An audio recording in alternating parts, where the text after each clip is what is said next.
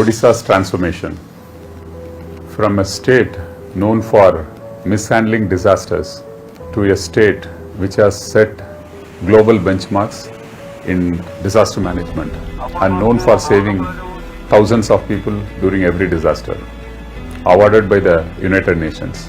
From a state known for acute poverty to a state known for the fastest pace which poverty has been reduced in Asia.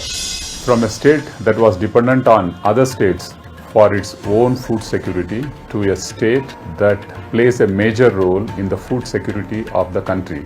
We are the third largest contributor of rice to the public distribution system in the country.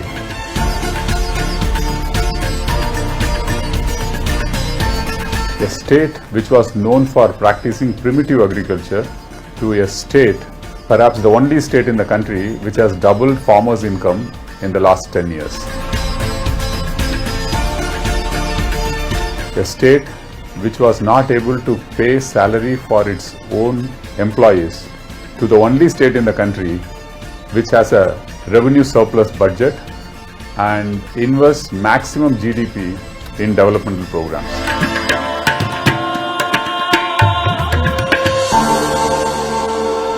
These are some of the glimpses of the transformational journey Odisha has undertaken under the visionary leadership of Sri Naveen Patnaik, the Honorable Chief Minister of Odisha.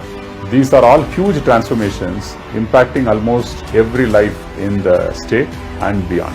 It is this quest for transformation in every sphere that made our beloved CM to come up with his governance model, the 5T model of governance. Friends, I welcome you all to the start presentation on 5T initiatives of Odisha. Transformation is larger than change. Transformation is faster than change. Transformation is more qualitative than change. In public service or in public spaces, effecting transformation is a huge challenge both for government and administration. And this is where Sri Naveen Patnaik's theory of 5T involving 4 dimensions of governance comes handy. The 4 dimensions are transparency. Whenever public money is involved, the topmost criteria in discharge of a public service is transparency. So the first T is transparency. The next T is technology. Use the best of technology to reach out to the people. So technology is the next T. The third T is teamwork. One of the weak areas for any government or in public service is teamwork. So the Chief Minister emphasizes on teamwork. That is his third T. And the fourth T is time. One of the most neglected dimensions of governance is time. You can say a bridge was supposed to be completed in 2 years. It goes for 3rd year, it goes for 4th year, it goes for 5th year. You take any huge public infrastructure projects. Most of them have a time overrun. When you have a time overrun, there is a cost overrun. There is an economic cost and a social cost to every time overrun in public facilities. So this is one more dimension which Honorable CM has given emphasis, the time. We do audit of financial services, but do we do a time audit, timeline audit? So that is one new dimension which Honorable CM put in this 5T. So through these 4 T's, transparency, technology, teamwork and time, how do we achieve transformation? This is what is 5T all about. I'll give some examples and explain how we are going ahead with this 5T.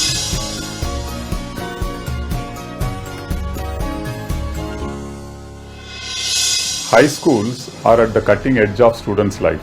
The future of a family, society, state and country are dependent on how good their high schools are. In a state like Odisha, where 75% of the students are dependent on government high schools, it is important that if the state has to be transformed, the high school education has to be transformed. That is why the Honorable Chief Minister decided to transform all the government high schools in the state of Odisha. It's also a fact that countries which wanted faster, smarter transformation invested heavily in high school education. Now we'll see how the fight to transformation is happening in the government high schools of Odisha.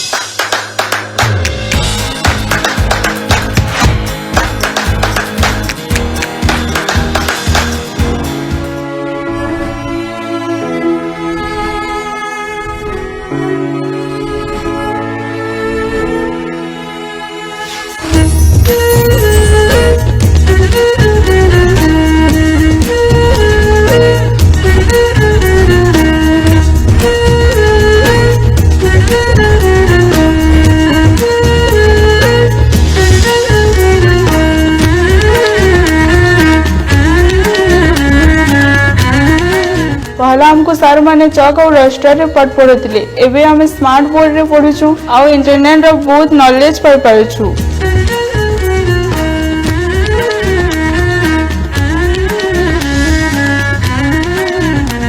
वर्तमान आपनकर 5T जरिया रे हमर ई library हेची जे कोनोसी लेखक होंतु कवि होंतु तांकर बही गुडी को सहज रे उपलब्ध हे पारुचंती।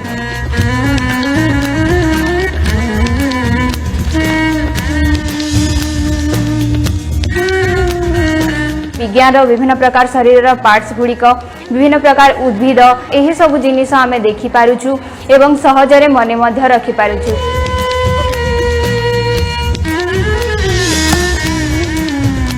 हमर स्कूल छुआ माने राष्ट्रीय स्तर रे भी प्रतियोगिता माने भाग दी पारि बोली मोर आशा।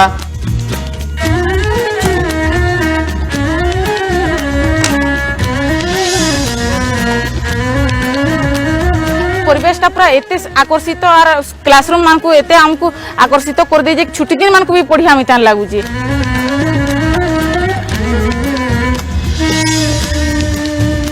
पानी जल ठारू आरंभ करी करी शौचालय रो सुव्यवस्था अछि।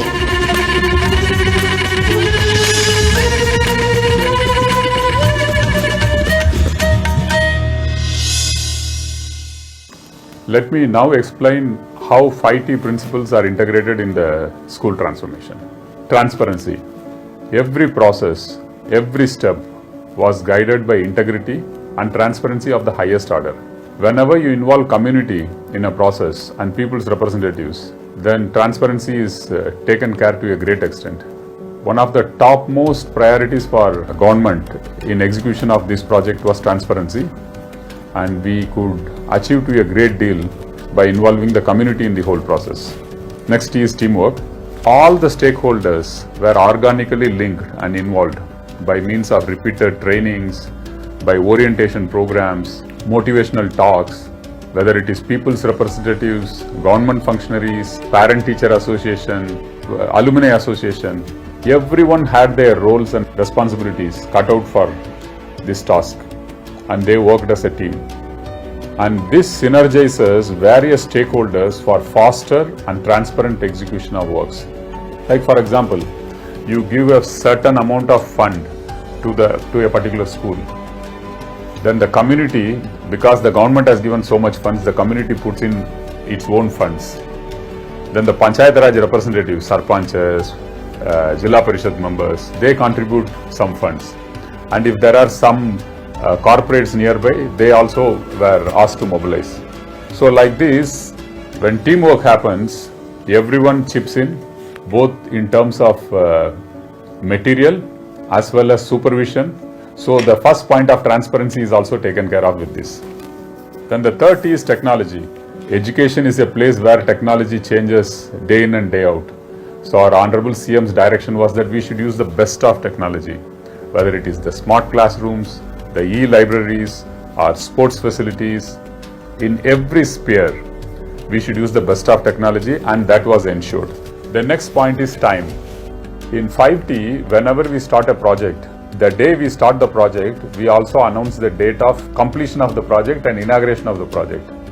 When we started this second phase of high school transformation, it was somewhere in October, and the school orientation was done by the end of October, and we gave the target date as March 5th, Panchayat Raj Divas, for dedication of all the 1,000 odd schools which were taken up under high school transformation. It was a challenge which was taken up by the community. The entire team took it up, and all of you would be happy to know that on March 5th, in a matter of 4 or 4.5 months, more than 1,000 schools were transformed, and all the schools were dedicated in the next 10 days by the Honorable Chief Minister. This is a classic example of 5T where transformation could happen in a short time by using all the principles of 5T: technology, teamwork, transparency, tight monitoring, time. This is how 5T school transformation is going on. In fact, more than 2,000 schools have been transformed so far in Odisha. We have a target to transform all the government high schools in the next 1.5 years, and we are on track for that.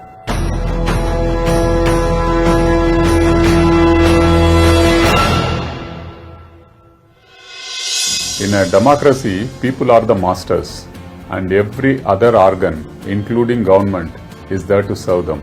It is with this spirit, one more 5T initiative was started by Honorable Chief Minister Shri Naveen, that is the Mo Sarkar initiative. Mo Sarkar means my government. Every citizen should feel the government is his government. So the two aspects of Mo Sarkar are: any citizen who visits a government office, he should be treated with dignity.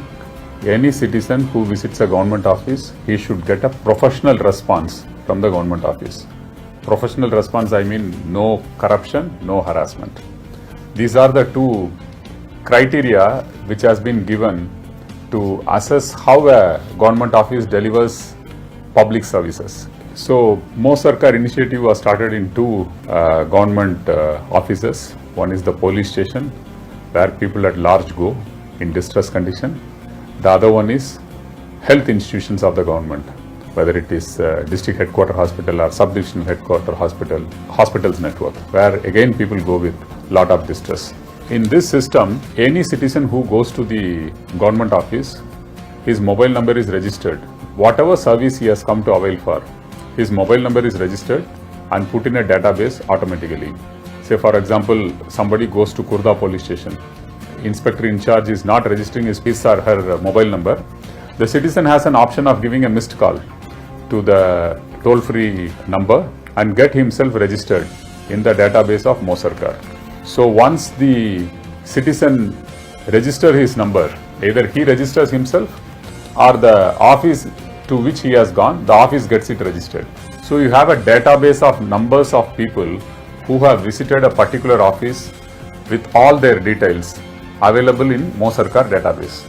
Step number 2 is, say for example, in Odisha about 10,000 odd people visit say 500 police stations in the state. So all their numbers are registered on this date at this whatever time they had gone. Their numbers are registered and it is available in the Mo Sarkar portal. This is accessible to the entire government network, starting from the Honorable Chief Minister, who also happens to be the Home Minister, the Chief Secretary, the DG Police, the IG Police, DIGs. So this entire network have access to this Mo Sarkar database. Every day, at least 10 phone calls are mandatory for everyone in the network to make directly to the citizen and ask for their feedback. These numbers are thrown out randomly by the system. Say for example, in a particular day, the Honorable Chief Minister makes 10 phone calls randomly, takes feedback from the citizen who has visited the police station. He asks for how are you treated in the police station, whether you are treated with dignity, whether you got a professional response from the police in the police station.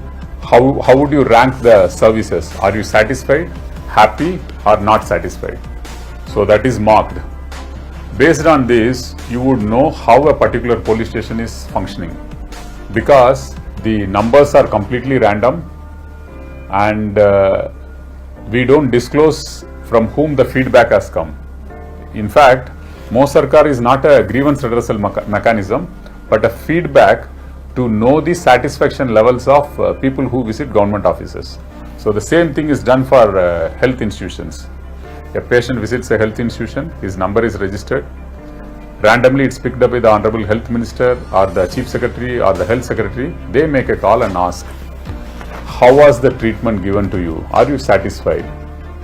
Were the medicines given properly to you, or you are asked to go outside for medicines? Were you allowed all the facilities in the government facility, or you are asked for test outside? Or was there anyone who motivated you to go outside for private hospitals? So these are the questions which are asked, and based on that, you get feedback about how that particular health institution is functioning. What do we do? If we get a good feedback, then generally the system generates a positive message and sends it to the institution, whether it is a police station or a hospital. The positive message is sent. Whenever we get a negative feedback about any institution, 5 or 6 more calls are made randomly for those other people who have gone to the same institution before an opinion is formed. So if the opinion is bad, the performance is not satisfactory, there are allegations of corruption or harassment, then tough action is taken against them. In fact, since Gandhi Jayanti, October 2nd of 2019, the entire system has made about 65 lakh phone calls. This covers almost all the departments of the government. In fact, from Chief Minister office alone, 28,000 calls have been made. Hundreds of inefficient and tainted officers or staff have been removed from service or sent on compulsory retirement. There is a huge change in the perception of the way government functions at cutting edge, whether it is Tahsil office or sub-register office or the RTO offices, any office which has a public interface or bought inside this, they are all put in the Mosarkar system, and through this feedback, either appreciation is given or tough action is taken against those who are not doing their jobs in a professional manner and don't treat citizens with dignity. So in Mosarkar, what is the transformation which we want to achieve?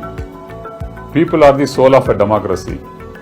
All institutions exist for serving the people. All the staff are paid by people. This is a democracy. People own the government institutions and people are the masters of government servants. With this spirit, it is an empowerment initiative to treat every citizen visiting government institution with dignity and treat every issue in a professional and ethical manner. We all have been to government offices and we know what are the limitations in a government setup.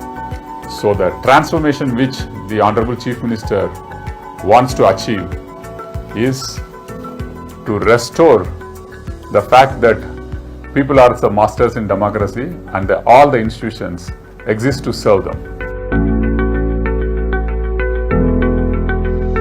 For any government, one of the most crucial sectors is health. In health, we took a transformative target, that is to provide near universal health assurance to the people of Odisha. To quote in Honorable CM's words, because somebody is poor, they should not be deprived from saving their beloved ones. Money should never be a criteria to save a life. So with this transformative target, the state government came up with this scheme called Biju Swasthya Kalyan Yojana, in which almost 85% of the population is covered under this scheme. Generally, health initiatives are based on insurance models, where there will be an intermediary in the form of insurance companies. Here there is a change. Odisha went for an assurance model where there was no intermediary.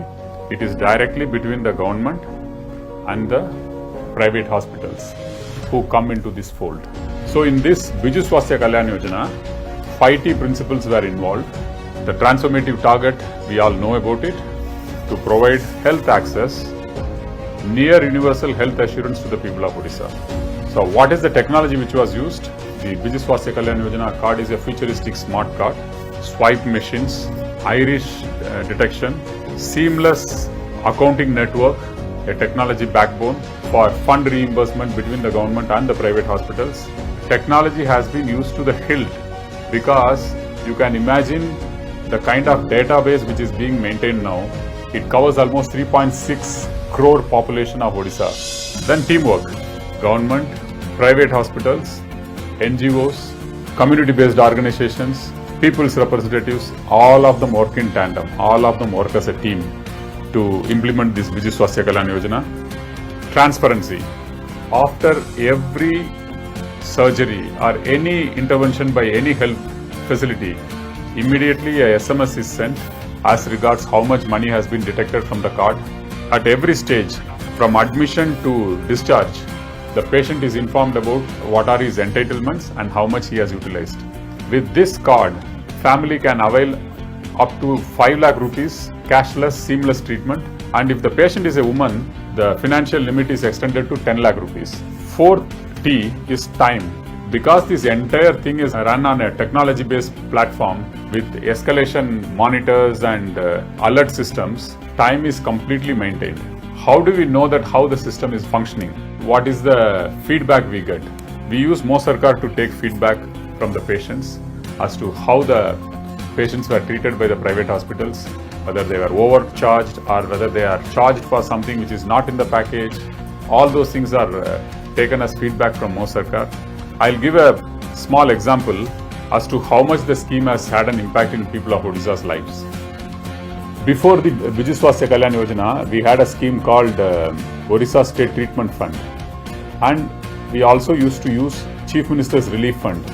Both go hand in hand in helping the poor people to avail facilities, treatment in private hospitals. At that point of time, we were spending about 50 lakhs a month to take care of the patients. When Biju Swasthya Kalyan Yojana scheme was launched, this increased to 1 crore to 2 crores per month, taking care of about 1000 to 1500 patients every month. When Biju Swasthya Kalyan Yojana Smart Card was launched, with integration of 5T elements, we are able to reimburse 80 to 85 crores a month, and about 50,000 patients are getting benefits of Biju Swasthya Kalyan Yojana card every month.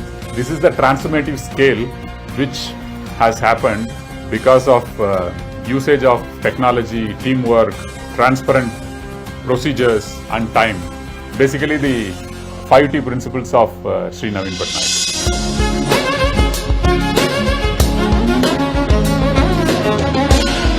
I gave 3 examples today, one on health sector, education and public service delivery. There are many such examples where transformation targets are fixed, and using the principles of 5T, the state of Odisha tries to achieve the transformation targets. We will have some glimpses of what transformation is happening in various fields before we close this presentation. I invite all of you, whenever you have a chance to visit Odisha, we will meet up and we will show you some live examples of 5T transformation. Thank you.